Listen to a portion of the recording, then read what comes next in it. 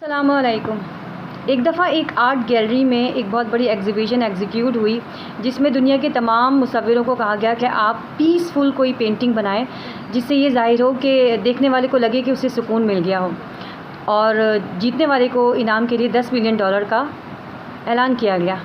लेकिन जितने भी दुनिया के मुसव्विर थे, वो तमाम के तमाम लग गए इस कोशिश में कि हम सबसे अच्छी पेंटिंग बनाएं ताकि हम जो है वो मशहूर भी हो जाएं, और दूसरी बात ये कि हमें इतना बड़ा इनाम भी मिल जाए।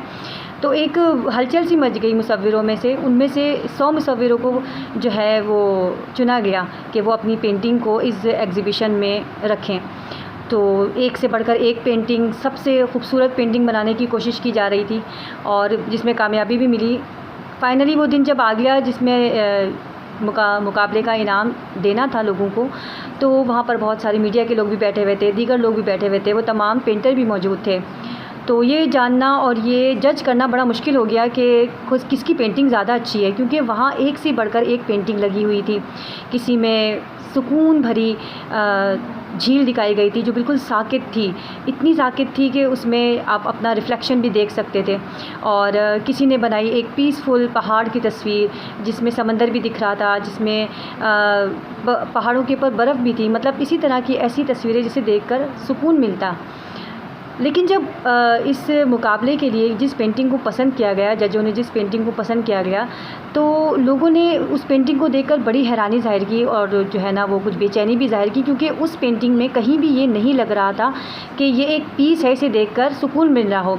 उस पेंटिंग में ऐसा क्या था?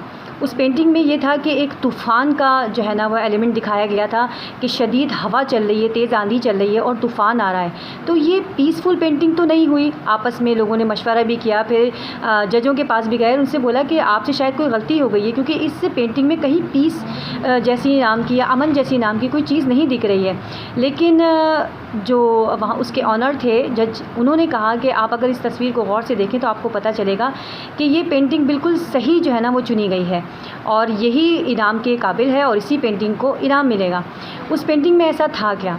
उस पेंटिंग में ऐसा ये था कि एक तूफ़ान का एलिमेंट, आंधी का एलिमेंट के साथ साथ वहाँ पर एक घर भी था, और उस घर में एक छोटी सी खिड़की थी, और खिड़की में एक आदमी खड़ा हुआ था जो कि उस तूफ़ान को देख रहा था, और उसके चेहरे के ऊपर इतना इत्मीनान था, इतना सुकून था उस तूफ़ान को देखते हुए।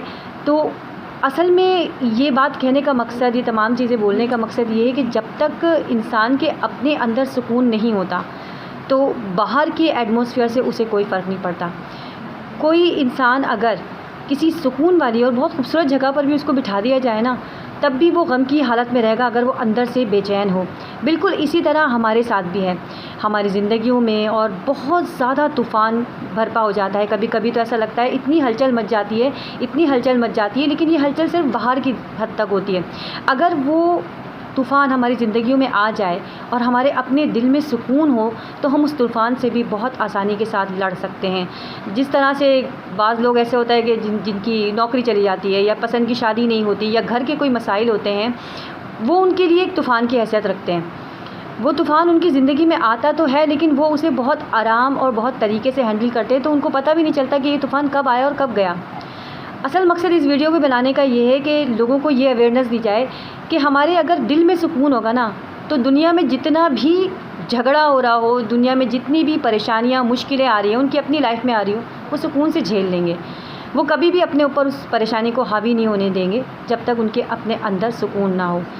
तो सुकून की और पीस की सबसे बेहतरीन डेफिनेशन ये है कि आप सुकून अपने अंदर तलाश करें, बजाय इसके कि बाहर के शोर को अपने अंदर आने दें। आप अपने अंदर सुकून तलाश करें, और यही सुकून की सही डेफिनेशन है।